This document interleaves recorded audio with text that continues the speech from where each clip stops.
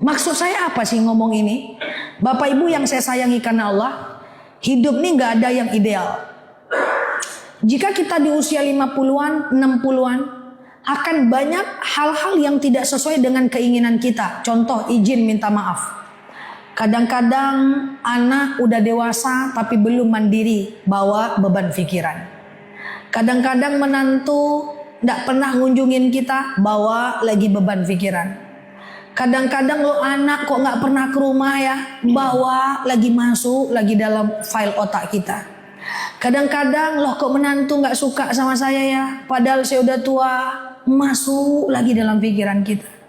Lah kita sakit kok anak gak datang ya ke rumah, masuk lagi dalam pikiran kita. Oh kok saya udah lama gak dikunjungin anak ya, sampai ada orang tua yang bilang tunggu mati aku dulu baru kalian datang, masuk lagi dalam pikiran orang tua. Kadang-kadang kita pergi majelis taklim, rumah kayak gitu kondisinya, kawan-kawan menyinggung kita pula, masuk lagi dalam kepala kita. Saya ingin berpesan kepada, saya anggap sebagai orang tua saya lah. Ini juga saya bilang sama orang tua kandung saya. Di usia mak, di usia bapak sekarang ini, fokus aja gimana caranya masuk surga. Kalau ada anak menantu yang tak sesuai keinginan hati kita, ikhlaskan. Kalau ada anak yang masih melawan, ingatkan, ikhlaskan. Ibaratnya tawakal, detachment. Kita nggak bisa merubah itu semuanya. Kalau ada kita sakit, kok nggak dikunjungi ya? Kok nggak datang juga ya? Anakku mapan, kok nggak bantu aku ya? Ikhlaskan. Kok nggak ikhlaskan Ustazah? Selamatkan pikiran kita. Selamatkan pikiran kita.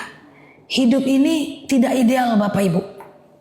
Saya sangat mengkhawatirkan banyak orang tua yang itu mereka pikirkan.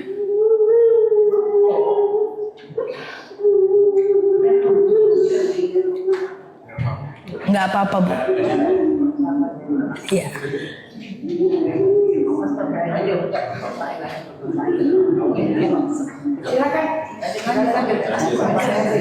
Nanti saya ke sana ya. Aman ya Bu? Insyaallah. Enggak apa-apa.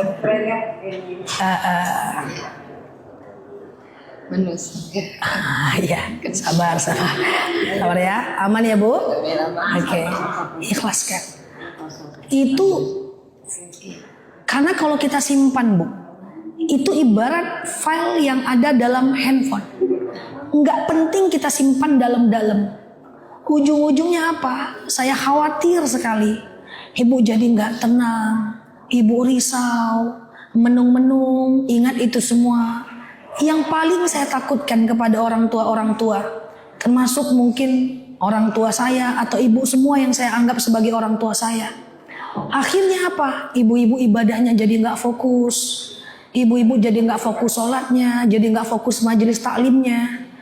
Akhirnya pikiran kita jadi terganggu. Nah, yang saya pengen pesan saya itu yang pertama Bu. Akan banyak hal di luar kondisi kita. Kira-kira Bapak Ibu bisa mengikhlaskan itu semua? Kira-kira Bapak Ibu bisa ikhlaskan itu semua? Bu, saya selalu bilang kepada jemaah yang orang tua, apapun kondisi anak kita, menantu kita, saya izin minta maaf. Paksakan diri tetap ridhoi mereka ya. Karena sikap mereka kita nggak ridho, kita udah mau meninggal Bapak Ibu. Kalau kita nggak ridho, sengsara hidup mereka pasti Bapak Ibu. Ridullah ridul walidain, sukhtullah sukhtil walidain. Ridho Allah itu bergantung kepada ridhoan ibu-ibu dan bapak-bapak. Yang saya khawatirkan ketika anak bapak ibu tidak sesuai dengan apa yang kita inginkan, dia durhaka, gak pernah datang, melawan, gak perhatian, kita marah, kita gak ridho, sengsara mereka. Jadi itu yang saya khawatirkan Bapak Ibu. Jadi gak apa-apa kalau ibu ada yang menangis, maafin saya, insya Allah yang saya sampaikan ini Saya rasa ini penting karena sekali-sekali kita bertemu. Sehingga ibu-ibu yang udah di usia 60-an, 50-an itu bisa lebih tenang. Yang nggak penting itu dikeluarkan. Wah, yang ujian-ujian hidup tuh keluarkan semua dari handphone kita, dari kepala kita. Lalu kita akan lebih tenang. Kalau kita lebih tenang, insya Allah kan kita sebenarnya hidup bisa ya Bapak Ibu ya. Kita kadang-kadang juga nggak berharap anak ya Bapak Ibu ya. Kita masih ada uang secukupnya. Entah kita punya uang pensiun, entah dari kontrakan kita cukup ya. Kadang-kadang pengen sekedar mereka peduli tapi nggak juga gitu kan. Sampai ada orang tua yang ngomong sama saya kalau dia susah saya bantu dia. Kalau dia nggak datang nggak bawa apa-apa saya nggak apa-apa. Yang penting kalau dia susah saya kasih dia uang. Tapi datanglah. Yang lebih saya sedih lagi, kejadian asli dari jemaah saya. Bapak itu orangnya terbelakang banget. Handphone gak ngerti, handphone zaman dahulu. Sampai dia kira handphonenya rusak. Saking gak ada anak yang nelpon Pak. Rusak handphone saya nih. Ini penting Bapak Ibu yang saya sayangi karena Allah. Saya tidak bermaksud menggurui. Tapi demi Allah harus kita ikhlaskan itu semua. Tujuannya apa? Kita keluarkan dari dalam hati kita. Gak ada hidup kita yang sempurna, gak ada. Akan ada kondisi seperti itu.